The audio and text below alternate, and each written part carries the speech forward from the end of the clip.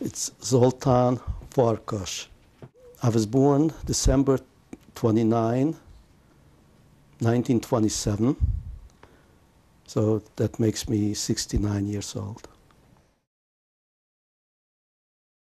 It's a village called Palfolva or Ombod. They became one village after a while. In fact, my birth certificate says Ombod, and it's located near the city, about 5 kilometers from the city of Satmar.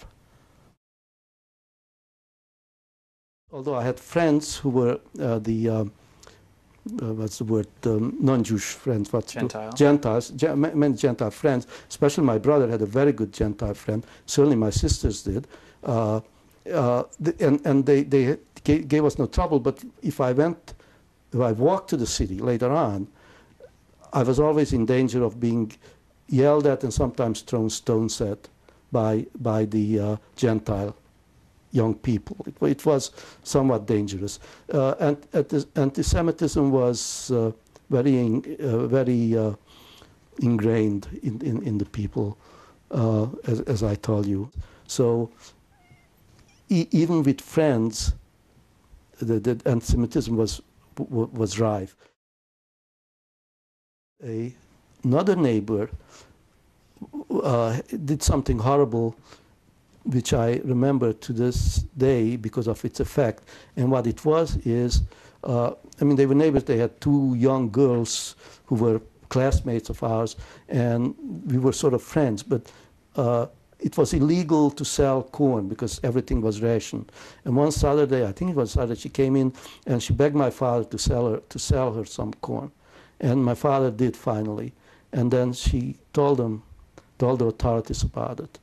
And from that time on, my father who was a very strong person, and we always relied on him to sort of like say if the children of the village tried to be nasty to us, he would protect us. Anyway, he was very strong.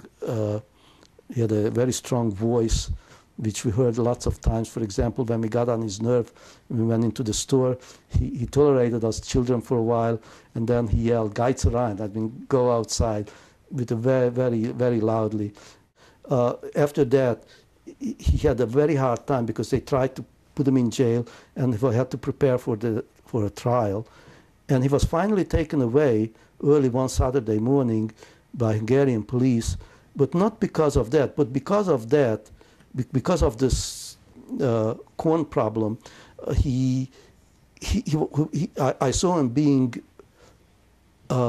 desperate and weak, and that really bothered me because it was a matter of time before he would be put in jail. Did you ever see him again? I never saw him again. After he was taken away that morning, I never saw him again. Yeah, the thing I remember him about most, because I could see, because of this woman neighbor, whom I thought I had thoughts of revenge, but I never did. I'm not, it's not within me, it seems. Because when I just went back to Hungary right after the war, I could have done something, but I didn't. Anyway, I saw him very helpless, and I could feel his helplessness, because up to that time he was a very strong person.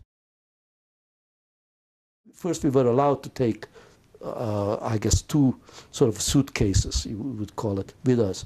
And they had these wagons, push carts of sorts, which were pushing to go to the thing. And I remember one thing that one of the boys from the village, Gentile boys, tried to help me, and the Hungarian policeman said, "Don't do it, let these dogs do it." So let these Jewish dogs do it.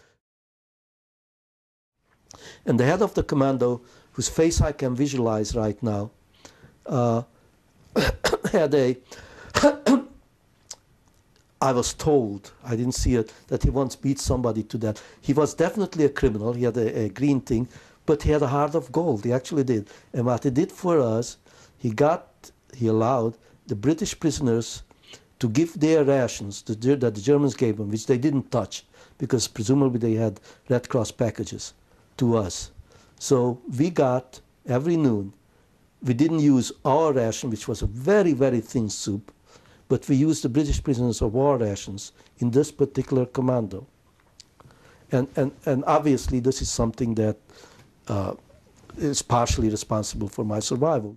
Many blocks. Block 7, the head of Block 7 was a German who had about sort of an entourage who helped out about 7 or 8 people.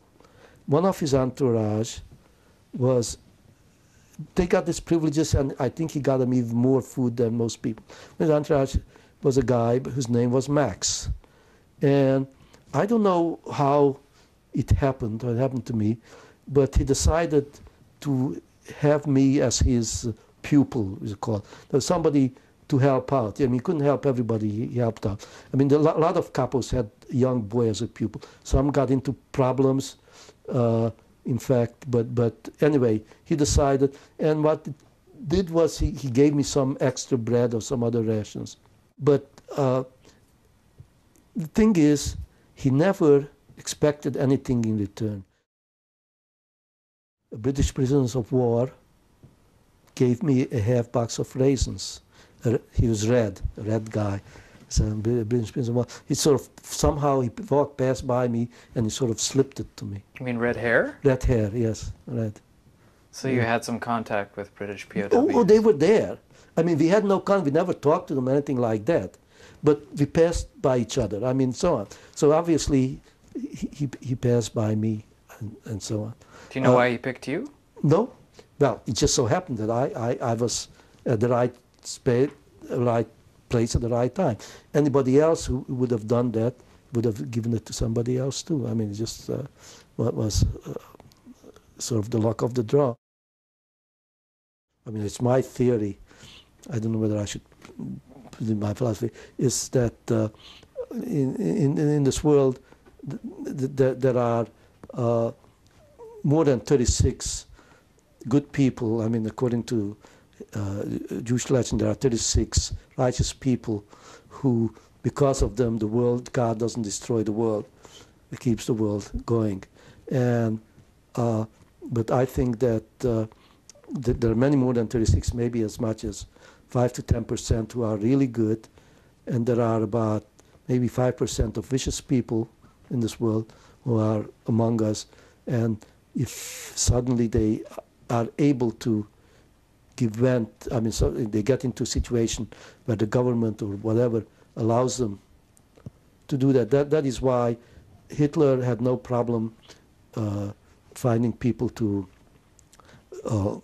destroy the Jews.